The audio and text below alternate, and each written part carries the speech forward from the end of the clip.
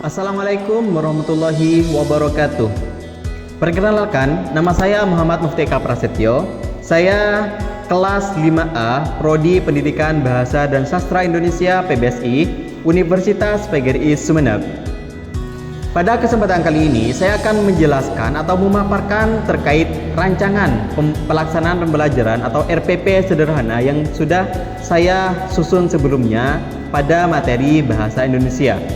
Nah, sebelum itu saya akan memaparkan terkait identitas dari pembelajaran ini.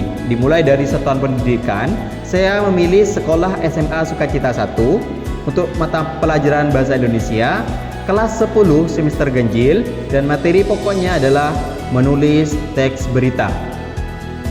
Sedangkan alokasi waktu di dalam RPP ini, yakni saya mengambil 2 kali 45 menit, artinya dalam satu pertemuan, dan RPP ini disusun oleh saya pribadi. Sebelumnya saya akan menjelaskan terkait dari tujuan pembelajaran dalam RPP yang sudah saya susun sebelumnya.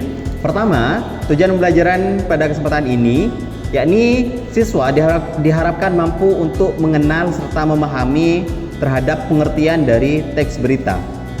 Tujuan yang kedua, siswa diharapkan mampu untuk mengetahui unsur-unsur yang ada di dalam sebuah teks berita. Dan tujuan yang ketiga, siswa diharapkan mampu untuk mengenal serta mengetahui struktur yang ada di dalam sebuah teks berita. Terus, yang keempat, siswa diharapkan mampu untuk melakukan proses wawancara sederhana di lingkungan sekolah mereka. Dan tujuan yang terakhir, siswa diharapkan mampu untuk menyusun teks berita berdasarkan hasil wawancara sebelumnya yang telah siswa lakukan. Itu untuk tujuan pembelajaran pada kesempatan ini. Terus selanjutnya terkait yang namanya materi pembelajaran, saya juga bagi menjadi 5 bagian. Pertama, ada pengertian teks berita. Yang kedua, unsur-unsur teks berita. Mungkin teman-teman sudah mengetahui ya apa itu unsur-unsur teks berita, yang mungkin kita kenal dengan yang namanya 5W plus 1H. Itu untuk unsur-unsurnya. Terus materi yang ketiga yakni adalah struktur dalam teks berita. Ini dalam sebuah berita itu ada yang namanya strukturnya. Dimulai dari judul, dilanjut dengan teras berita, dilanjut dengan body berita atau isi berita, dan diakhiri dengan ekor berita atau penutup berita. Itu untuk struktur teks berita. Nah, untuk materi pembelajaran yang keempat, yang ini adalah praktik wawancara. Artinya di samping mereka sudah mengetahui terhadap teori-teori atau penjelasan terkait teks berita, mereka diharapkan mampu untuk melakukan praktiknya langsung di lapangan. Nah, itu. Dan untuk materi pembelajaran yang terakhir adalah siswa diharapkan mampu untuk menyusun teks berita. Ini berdasarkan hasil wawancara tadi ya. Nanti siswa diharapkan mampu untuk menyusunnya dan menjadikan itu sebagai teks berita. Itu untuk tujuan pembelajaran serta materi pembelajaran.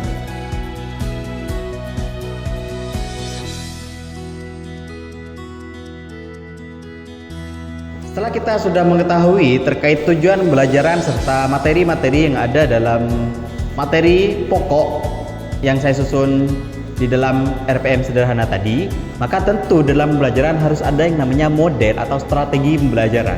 Kenapa? Model strategi pembelajaran ini dipilih dengan tujuan kita diharapkan mampu untuk mendesain bagaimana proses pembelajaran di kelas nanti itu lebih maksimal. Artinya peminimalisirkan terhadap yang namanya kendala-kendala proses pembelajaran yang intinya mempengaruhi terhadap atau menjadi kendala dalam mencapai tujuan pembelajaran.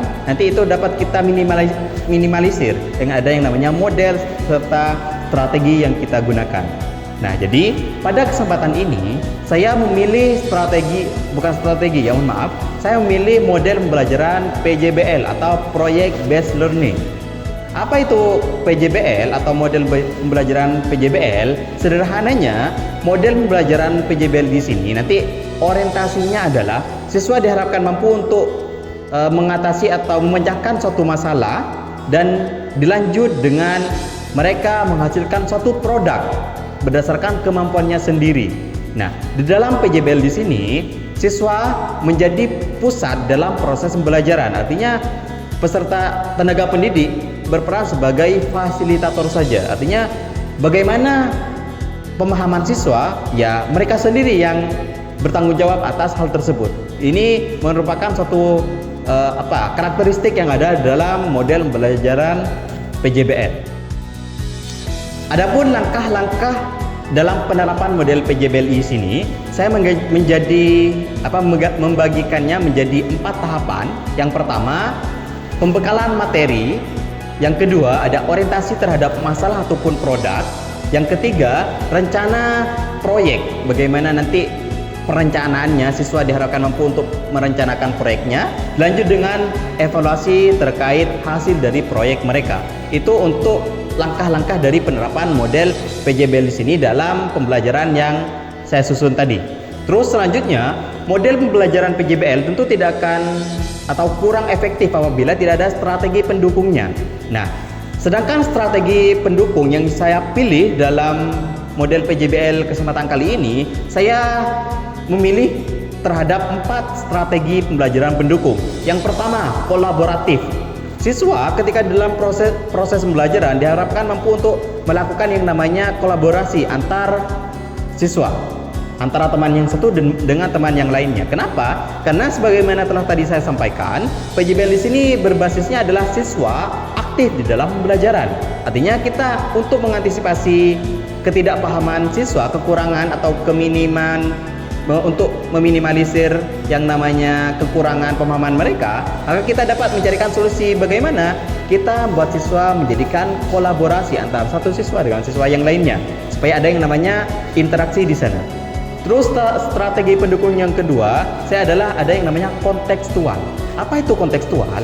Pembelajaran kontekstual itu merupakan pembelajaran yang mengintegrasikan kehidupan sehari-hari siswa dengan proses pembelajaran ataupun materi pembelajaran.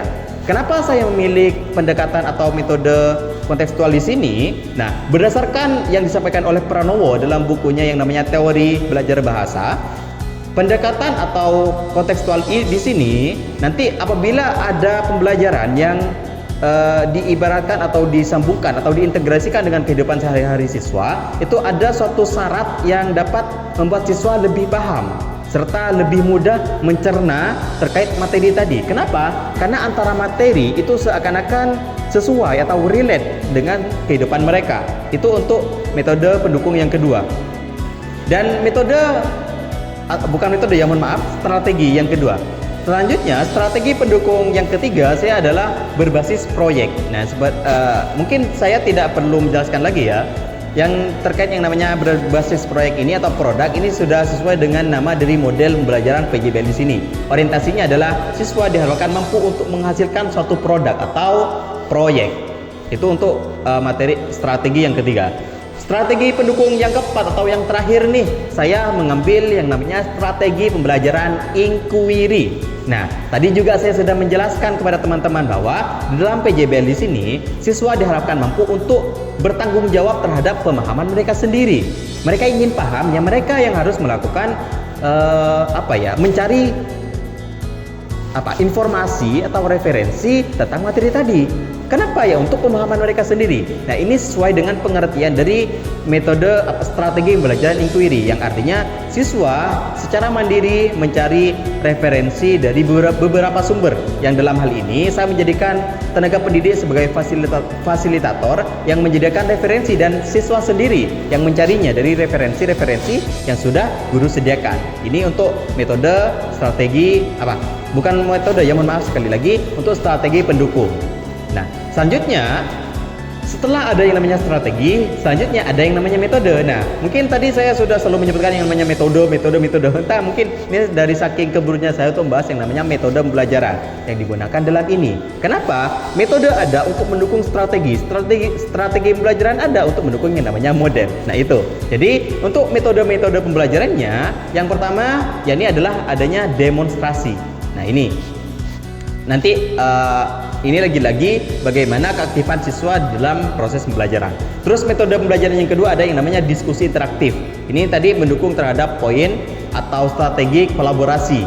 Nah, nanti bagaimana siswa dengan siswa yang lainnya ada yang namanya diskusi interaktif. Artinya kalau misal kita hanya fokus pada diskusi, bisa jadi hanya ada satu siswa atau mungkin 1, 2, 3 siswa yang berbicara saja, tidak ada reaksi dari peserta didik yang lainnya.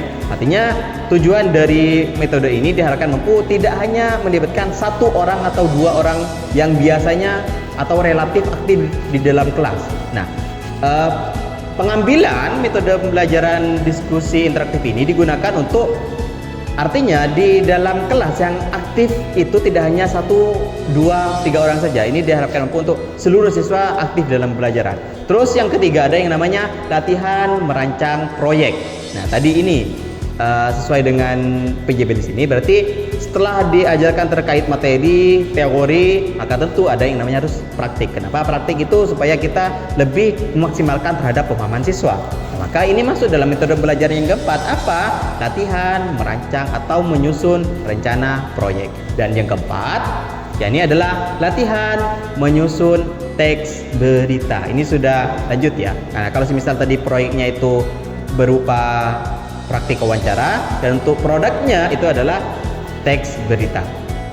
Nah, itu untuk metode pembelajaran. Nah, lagi-lagi metode pembelajaran tentu kurang efisien atau efektif apabila tidak ada yang namanya media pembelajaran. Media pembelajaran dapat teman-teman pahami sebagai alat penunjang dalam pembelajaran. Artinya apa? Ini lagi-lagi untuk kita memaksimalkan yang namanya proses pembelajaran.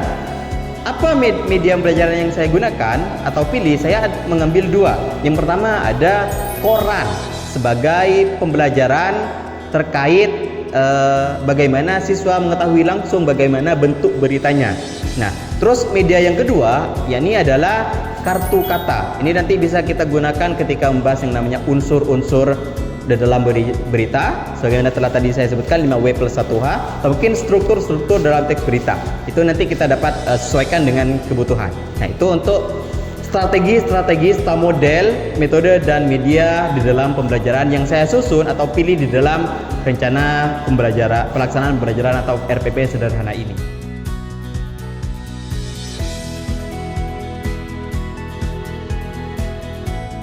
Baik, setelah kita sudah mengetahui model, strategi, metode, hingga media dalam pembelajaran, kita selanjutnya akan membahas terkait yang namanya langkah-langkah di dalam pembelajaran.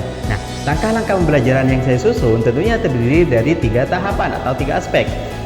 Pertama, ada yang namanya pendahuluan. Nah, pendahuluan di sini adapun kegiatannya atau aktivitasnya dimulai dari guru mengucapkan salam, menyapa siswa, dan dilanjut dengan pembacaan doa. Nah, itu untuk yang pertama. Selanjutnya ada yang namanya apersepsi. Apersepsi itu apa? Yakni guru menanyakan bagaimana kesiapan siswa untuk mengikuti pembelajaran yang akan berlangsung. Tentunya kita akan menanyakan kira-kira apakah peserta didik atau siswa sudah siap untuk melakukan yang namanya proses pembelajaran ataupun tidak. Nah, terus yang ketiga yakni guru menyampaikan tujuan dari pembelajaran pada materi pokok menulis teks berita di sini. Nah, itu untuk di dalam pendahuluan. Berlanjut kepada kegiatan inti. Kegiatan inti ini juga terdiri dari 3 tahapan. Pertama, ada yang namanya eksplorasi. Apa itu eksplorasi? Nanti guru memberikan rangsangan atau materi pengantar terkait pengertian teks berita, unsur-unsur teks berita, struktur teks berita, praktik wawancara, serta penulisan teks berita. Ini nanti eksplorasi bagaimana guru memberikan materi awal atau pengantar materi pada siswa. Sebelum kita lanjut kepada kegiatan yang namanya elaborasi. Nah, apa itu elaborasi? Elaborasi itu merupakan kegiatan yang prosesnya bertujuan untuk memperdalam suatu pemahaman atau materi. Nah, berarti berdasarkan pengertian dari elaborasi itu sendiri, berarti nanti siswa mencari referensi, baik itu dari pengertian, terus unsur-unsur teks berita, serta struktur yang membangun dalam teks berita. Nah, ini dalam elaborasi. Lagi-lagi saya akan menekankan bahwa di dalam elaborasi ini merupakan kegiatan bagaimana pemahaman lebih lanjut terkait materi. Nah, apabila yang namanya eksplorasi itu merupakan pengantar materi, maka penguatannya adalah elaborasi di sini. Nah, bagaimana mereka tahu terkait materi-materi tadi, begitu dari teori ataupun semacamnya di dalam materi. Nah, tentu tidak akan berhenti di dalam hanya sebatas teori atau materi saja. Perlu ada yang namanya konfirmasi. Nah, tentu ini merupakan tahapan dari kegiatan inti. Nah, dari pertama ada yang namanya eksplorasi, yang kedua elaborasi, dan diakhiri di dalam kegiatan inti ya, diakhiri dengan yang namanya betul, konfirmasi. Apa itu konfirmasi? Nah, konfirmasi itu sebagai tanggapan terkait yang namanya bagaimana setelah siswa mengetahui terkait materi serta teori di dalam materi pokok tadi, maka dilanjut dengan yang namanya konfirmasi supaya siswa lebih paham lagi. Nah, tidak hanya berarti sebatas paham di dalam elaborasi tadi ya, konfirmasi ini atau gampangnya dapat kita pahami sebagai praktiknya sudah di dalam lapangan. Nah, ini di dalam RPP saya, artinya praktiknya. Bagaimana konfirmasi pada RPP saya? Tentunya yang saya susun adalah bagaimana nanti siswa sudah melakukan yang namanya praktik wawancara sederhana. Terus dilanjut dengan siswa diharapkan mampu untuk menyusun, bukan diharapkan mampu lagi ya. Ini kegiatannya adalah siswa mampu menyusun teks berita berdasarkan praktik wawancara tadi. Dan terakhir di dalam kegiatan konfirmasi di sini adalah evaluasi. Artinya apa? Siswa menyetorkan hasil dari praktik atau produk yang sudah mereka susun tadi. Apa itu? Berupa dengan hasil teks berita. Nah, itu untuk langkah-langkah di dalam pembelajaran di dalam kegiatan inti. Selanjutnya ada yang namanya langkah ketiga, apa? Penutup. Penutup itu merupakan tahapan terakhir di dalam proses pembelajaran. Mencakup apa saja? Pertama, kita ada yang namanya refleksi. Bagaimana pembelajaran sebelumnya itu sudah istilahnya kita memberikan kesempatan kepada siswa untuk menyampaikan pendapat, atau bahasa gampangnya kita berikan kesempatan kepada siswa untuk membebaskan ekspresi atau pendapat mereka terkait bagaimana proses pembelajaran mereka. Kita akan menanyakan begini, anak-anak, kira-kira bagaimana nih pembelajaran yang sudah kita hadapi tadi? Apakah menyenangkan, atau mungkin dari teman-teman, dari anak-anak kami sekalian, ini guru ya, apakah sudah paham ataupun tidak? Ini mungkin sekilas contoh dari refleksi tadi. Nah, dilanjut dengan yang namanya penugasan lanjutan. Apa bisa jadi ini nanti sesuai dengan materi, namun yang saya susun dalam RPM di sini adalah saya menentukan tugas lanjutan berupa siswa mencari berita yang unsur-unsur dari keenam unsur tadi tidak ada mungkin satu atau dua di dalam sebuah berita. Nah, ini dikenal dengan yang namanya berita tidak utuh. Nah, kita berikan kesempatan untuk siswa berekspresi sebebas mungkin, mau mencari referensi di mana atau mencari sumber berita di mana saja kita persilakan, asalkan mereka nanti harus mencari berita, mengupayakan mencari berita yang unsur-unsurnya tidak utuh. Nah, itu untuk yang namanya kegiatan lanjutan. Nah, terakhir ditutup dengan yang namanya pembacaan doa oleh siswa, akhir penutup. Nah, itu untuk kegiatan langkah-langkah dalam pembelajaran, dimulai dari pembukaan atau pendahuluan, kegiatan inti, dan diakhiri dengan yang namanya penutup. Oke, pembahasan terakhir ada yang namanya penilaian. Penilaian saya membagikannya menjadi 3 aspek. Pertama, pengetahuan. Bagaimana siswa sudah paham atau tidak terkait materi-materi yang sudah disampaikan sebelumnya. Bagaimana penilaiannya? Guru akan menanyakan berupa dengan ini tes lisan berarti ya, terkait apa itu pengertian dari teks berita, unsur-unsur teks berita, serta struktur di dalam teks berita. Nah, ini nanti kita tanyakan kepada siswa untuk untuk mengukur bagaimana pengetahuan siswa terkait materi di dalam teks berita.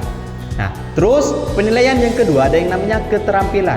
Nah, keterampilan ini mencakup terkait bagaimana keaktifan siswa di dalam melakukan yang namanya praktik wawancara tadi. Nah, kan kadang ada nih siswa yang hanya diam saja atau mungkin hanya ikut-ikutan saja. Nah, kita akan menilai terkait bagaimana keaktifan mereka atau keterampilan mereka di dalam melakukan praktik wawancara, dilanjut dengan penyusunan berita. Nah, itu untuk penilaian yang kedua. Dan penilaian yang ketiga ini adalah sikap. Nah, sebenarnya ini untuk sikap di sini adalah baru merujuk terkait yang namanya keaktifan siswa dalam pembelajaran. Nah, kalau misal keterampilan itu hanya mencakup di dalam praktiknya saja tadi, yakni proses wawancara dan dilanjut dengan penyusunan berita. Nah, dalam sikap ini saya menyusun atau menilai dari kedua aspek, bagaimana keaktifan siswa di dalam kelas. Artinya tidak hanya waktu ada tes mereka bersuara. Mungkin misal nih ya, ada guru yang penyampaiannya itu di luar di luar pembahasan, ternyata siswa sedikit meluruskan atau mungkin menambahkan materi-materi yang disampaikan oleh guru, atau ya mungkin setidaknya lah bersuara lah di dalam pembelajaran, dalam proses pembelajaran tadi. Nah, itu untuk sikapnya. Nah, jadi penilaian ini tentunya nanti kita akan menyesuaikan terkait kira-kira apakah ini sudah maksimal ataupun tidak. Nah, kalau misal penilaian siswa ini masih cenderung rendah, maka tentu kita harus berlanjut dengan yang namanya proses pembelajaran lanjutan. Apakah kita akan masih tetap membahas yang namanya materi pokok menulis teks berita, atau dilanjut dengan materi selanjutnya kita akan melihat dengan bagaimana penilaian akhir siswa dalam proses pembelajaran tersebut.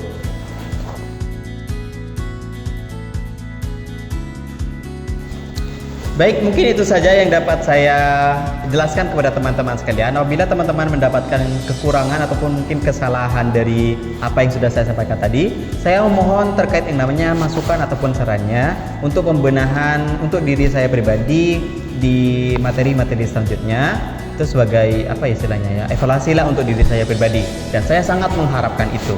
Jadi sekali lagi saya ucapkan banyak terima kasih atas partisipasi serta simakan dari teman-teman sekalian.